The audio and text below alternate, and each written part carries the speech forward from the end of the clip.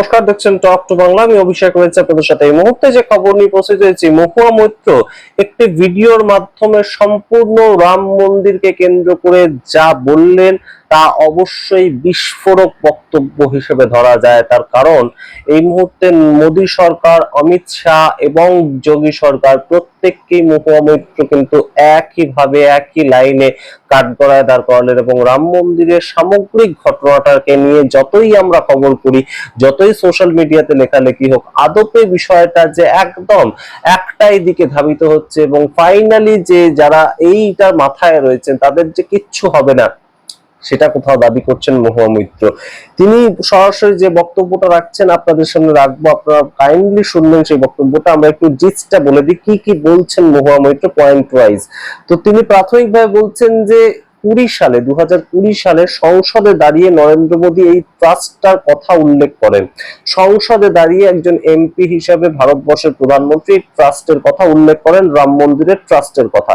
2020 সাল, কিন্তু তখন তিনি বলেছিলেন যে এই 15 জনকে আরটিআই এর বাইরে রাখা হবে, অর্থাৎ ট্রাস্টের মধ্যে যে 15 জন সদস্য থাকছেন তাদেরকে রাইট টু ইনফরমেশন এই আওতার বাইরে রাখা হবে। অর্থাৎ গৃহ মন্ত্রণালয়ের কাছে কেউ যদি আরটিআই করে এই ট্রাস্টের ব্যাপারে, তাহলে গৃহ মন্ত্রণালয় সম্পূর্ণ বিষয়টা জানাতে একদম পারবে না। তার কারণ এরা প্রাইভেট একটা ট্রাস্ট, প্রাইভেট একটা জায়গা থেকে বিলং করছে। এই বিষয়টা রাখা হয়। তারপর মহুয়া মৈত্র বলছেন যে 4 জনের মধ্যে, এই 15 জনের মধ্যে 4 জন এবং তাদের উপরই সমস্ত দায়িত্ব দেওয়া ছিল, কিন্তু 4 জনের মধ্যে 2 জন ছিল স্টেট গভর্নমেন্টের পক্ষ থেকে, 2 জন ছিল সেন্ট্রাল গভর্নমেন্টের পক্ষ থেকে। এবং যোগী সরকার কোনো মতেই বলতে পারে না যে এই যে সম্পূর্ণ বিষয়টা ঘটেছে তাতে তিনি কিছুই জানতেন না বা তার কোনো দায় নেই, এবং সম্পূর্ণ বিষয়টা এসআইটি তদন্ত করে একদম সঠিকভাবে বিচার করবে। তার কারণটা কি? মহুয়া মৈত্র বক্তব্য অনুযায়ী ফাইজাবাদ, সেখানকার ডিএম, উত্তরপ্রদেশের ফাইজাবাদ জেলার ডিএম, তিনি সেই ট্রাস্টের সদস্য এখনো পর্যন্ত রয়েছেন। তো গুরুত্বপূর্ণ কিছু তথ্য তুলে ধরেছেন মহুয়া মৈত্র। আপনারা দেখুন এই ভিডিও শেষ অবধি এবং অবশ্যই তার আগে টক টু বাংলা ইউটিউব চ্যানেলকে সাবস্ক্রাইব করে দিতে ভুলবেন না। আপনাদের আরো জানাই, একদম সরাসরি ট্রাস্টের পক্ষ থেকে একটা প্রেস কনফারেন্স করা হয়েছিল। প্রেস কনফারেন্সটা করা হয়েছিল কোষাধ্যক্ষ যিনি ছিলেন তিনি এই প্রেস কনফারেন্সটা করেন, এবং কোষাধ্যক্ষ যখন প্রেস কনফারেন্সটা করেন তখন তারা সরাসরি ক্লিন চিট দেন একদম চম্পত রায়কে ক্লিন চিট দেন। এই সম্পূর্ণ বিষয় থেকে চম্পত রায়কে দূরে রাখেন এবং তারা বলেন যে চম্পত রায়ের কোন ধরনের কোনো সম্পর্ক নেই। এই যে রাম মন্দিরে তহবিল তছরূপ হয়েছে এটাকে নিয়ে এসআইটি তদন্ত করছে, এসআইটি তদন্তের পরে যা বেরোবে আমরা দেখব। এটাকে নিয়ে খুব একটা পাত্তাই দিতে চাননি এই ট্রাস্ট একদম সরাসরি প্রেস কনফারেন্স করেন। কিন্তু এই সামগ্রিক বিষয়টাতে মহুয়া মৈত্রর বক্তব্য হচ্ছে যে সন্ত গোপাল দাস যাকে হেড বানানো হয়েছিল, এই ট্রাস্টের মাথায় যাকে বসানো হয়েছিল, তাকে প্রথম দিন মিটিং এই বলে দেওয়া হয়েছিল যে আপনার কোনো সাইনিং অথরিটি নেই, অর্থাৎ তার কোনো জায়গায় সই থাকবে না, তিনি শুধুমাত্র নামমাত্র এই ট্রাস্টের মাথায় থাকছেন সন্ত গোপাল দাস, এবং সাইনিং অথরিটি একমাত্র চম্পত রায়ের থাকবে, আর কারোর থাকবে না। আপনারা বোঝার চেষ্টা করুন এই মুহূর্তে সম্পূর্ণ ট্রাস্টের যে বিষয়টা সেটা কিভাবে তৈরি করা হয়েছিল।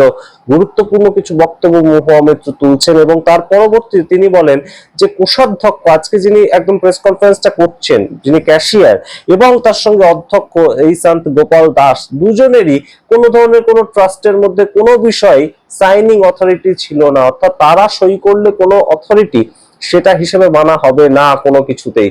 একমাত্র সাইনিং অথরিটি কার ছিল? চম্পত রায়। এবং তার পরবর্তীতেও আরো গুরুত্বপূর্ণ কিছু তথ্য তুলে ধরেছেন তিনি বলছেন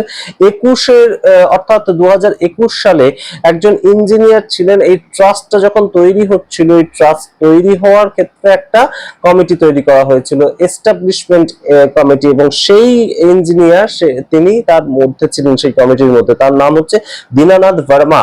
তো এই দীনানাথ ভার্মা সেই সময় রাম মন্দিরকে নিয়ে প্রশ্ন তুলেছিলেন এবং তিনি বলেছিলেন রাম মন্দির নির্মাণের জন্য যত টাকা দরকার হচ্ছে এবং যত টাকা আসছে তার 40% যাচ্ছে, নির্মাণের 40% যাচ্ছে সরাসরি অনিল মিশ্রার কাছে, যে অনিল মিশ্রা কয়েকদিন আগে চম্পত রায়ের সঙ্গে ট্রাস্ট থেকে ইস্তফা দিয়েছেন, তার কাছে 40% টাকা যাচ্ছে। কিন্তু তৎকালীন সময় কি করা হয় এই দীনানাথ ভার্মার বিরুদ্ধে? তাকে সম্পূর্ণ কমিটি থেকে সরিয়ে দেওয়া হয়, অর্থাৎ এই যে নির্মাণ কমিটি সেখান থেকে তাকে সরিয়ে দেওয়া হয়। এবার আপনারা শুনুন সবচেয়ে গুরুত্বপূর্ণ বিষয়টা যেটা মহুয়া মৈত্র তুলে ধরছেন। তিনি বলছেন যে এই যে এসআইটি হচ্ছে, এই এসআইটি তদন্তে কিচ্ছু হবে না আদপে। আমি আপনি শুধুমাত্র কয়েকদিন খবর শুনবো, কয়েকদিন গুরুত্বপূর্ণভাবে এগুলোকে নিয়ে আলোচনা করব, তারপর এই বিষয়টা সরে যাবে। তার কারণ এই এসআইটি যে রিপোর্ট দিচ্ছে, সেই রিপোর্টটা কাকে দিচ্ছে? সঞ্জয় প্রসাদকে দিচ্ছে। কে এই সঞ্জয় প্রসাদ, তার কি পরিচয় সেটাও মহুয়া মৈত্র বলছেন। তিনি বলছেন যে তিনি এই মুহূর্তে প্রিন্সিপাল সেক্রেটারি রয়েছেন উত্তরপ্রদেশের, কিন্তু এটাই তার একমাত্র পরিচয় নয়। তার আরো গুরুত্বপূর্ণ পরিচয় হচ্ছে এই মন্দির কমিটির যে ট্রাস্ট, সেই ট্রাস্টের এই সঞ্জয় প্রসাদ ছিলেন প্রাক্তন একজন মেম্বার। গুরুত্বপূর্ণ বক্তব্য। এই এসআইটি সম্পূর্ণ তদন্ত করে তো রিপোর্টটা কারোর হাতে একজনকে দেবে, তিনি হচ্ছেন সঞ্জয় মিশ্রা, যিনি প্রিন্সিপাল সেক্রেটারি এই মুহূর্তে উত্তরপ্রদেশের। তার সঙ্গে তার একটা অন্য পরিচয় রয়েছে, যেটা হচ্ছে এই ট্রাস্টের প্রাক্তন সদস্য হচ্ছেন সঞ্জয় প্রসাদ। তার কাছে এসআইটি সম্পূর্ণ রিপোর্ট জমা করছে। তো তিনি সম্পূর্ণভাবে এসআইটির এই রিপোর্টটা কেন্দ্র করে কি ঠিক অ্যাকশন নিতে পারেন, কতদূর নিতে পারেন, এই প্রশ্ন তুলছেন মহুয়া মৈত্র, তৃণমূল কংগ্রেসের সাংসদ, এবং এখনো পর্যন্ত কিন্তু তিনি আসল তৃণমূল যাকে বলা হয়, মমতা বন্দ্যোপাধ্যায়ের তৃণমূল, সেখানেই রয়েছেন। তো তার তোলা কিছু প্রশ্ন একদম সরাসরি অমিত শাহকে কটাক্ষ করে, নরেন্দ্র মোদীকে কটাক্ষ করে এবং যোগী সরকারকে কটাক্ষ করে সরাসরি চোখা কিছু প্রশ্ন তিনি তুলেছেন। আপনারা তার মুখ থেকেই শুনুন, আমরা শুধুমাত্র ব্যাখ্যা করে বললাম। আপনারা সামগ্রিক রিপোর্টের ভিত্তিতে কি মনে করেন অবশ্যই কমেন্ট বক্সে কমেন্ট করুন।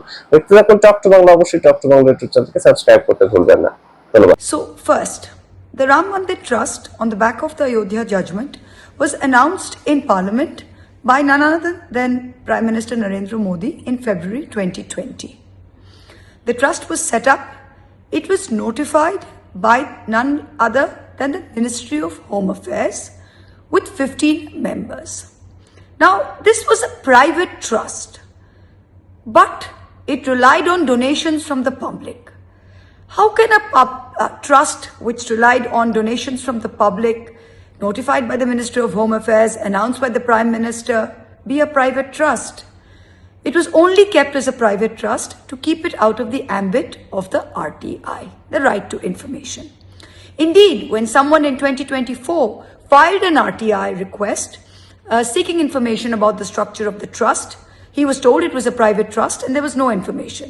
When he went to the CIC, the Central Information Commissioner, the MHA turned around and said that this information pertaining to the structure and details of the trust was so secretive, was so sensitive, that to release this information would endanger the lives of many. Yes, this was the answer that was given, that it would endanger the lives of many. Hence, everything about this Ram Mandir Trust is a black box. But what do we know? We know that out of the 15 original trustees, now that there are 14 today, out of them, 4 were directly appointed by the central and state governments. 4 trustees. One was Nupendra Mishra, who was IAS, who was in the PMO, who was then in charge of the construction. The second is a senior official deputed by this central government, an IAS officer. It used to be Mr. Ganesh Kumar. Today, it is the head of the CBSE. The other 2 officials report to the state government, which is under Yogi Adityanath. So when Yogi ji says he knows nothing about this trust, we have to take it with not only a grain, but with a bucket of salt. The 2 officials, ex-officio officials who are on the trust from the state government are the district collector, the district magistrate of Faizabad, and 2, the principal secretary home, government of UP, who currently is a gentleman called Sanjay Prasad. Aside from these 4, 9 people on the trust are directly RSS, VHP and Sangh people. Now, who is the head of the trust? The president of the trust is somebody called Sant Nitya Gopal Das.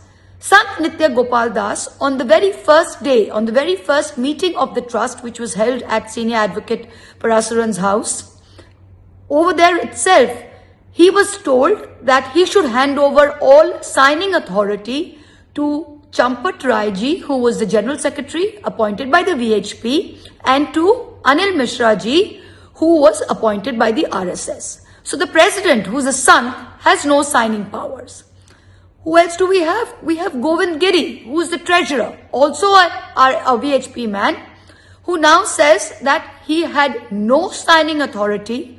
The treasurer says he has no signing authority. He had no idea how much money the account had, and he had no idea of the existence of an account. So the two sons, the two holy men, who are the treasurer and the president, claim that they had no signing authority, they did not know what the checks were signed, and they had nothing to do with the money. The problem starts as early as 2021, when Dinanath Verma, an engineer entrusted with the construction of the Ram Mandir, goes on record to say that there is 40% commission being paid on all the construction work, and that this is going straight to Anil Mishra. And guess what? He is removed. Dinanath Verma is removed. Then what do you see? In 2021, we have a manager of accounts called Mahipal Singh. Mahipal Singh comes in and he finds great irregularities being done at the trust when money is concerned. He brings it to the notice of Champat Rai way back in 2021. Champat Rai again gets Mahipal Singh fired, but Mahipal Singh goes on record to say that 7 to 8 months of CCTV and video footage from the counting room and from the temple premises has been wiped out. Champat Rai ko to malum hai. Champat Rai ji, the general secretary, the VHP man, the trustee, gives an interview on the 8th and says, no, there's nothing wrong. There is no irregularity of note. In fact, this is just an audit going on. This is just an audit going on. So there you have it. Then there's an outrage, and the SIT, the temple trust, says, let us form an SIT. The police come to know crores, hundreds of crores is at stake here. Fate of millions of devotees, yet no FIR is filed. What is filed is an SIT is set up. Who does the SIT report to? The SIT gives its report to Sanjay Prasad, who is himself an ex officio trustee, who is currently Principal Secretary Home. So please see the circle by which is happening. The Ram Mandir Trust itself is responsible for the loot. The Ram Mandir Trust gives the order for the SIT. The SIT gives the report again to the trustee of the Ram Mandir Trust. Then on the basis of this report, an FIR is filed. Who is the FIR against? It's not against the treasurer. It's not against Champat Rai, the general secretary. It's not against Anil Mishra. It's not against Gopal Rao, the manager. It is against 8 small little fish.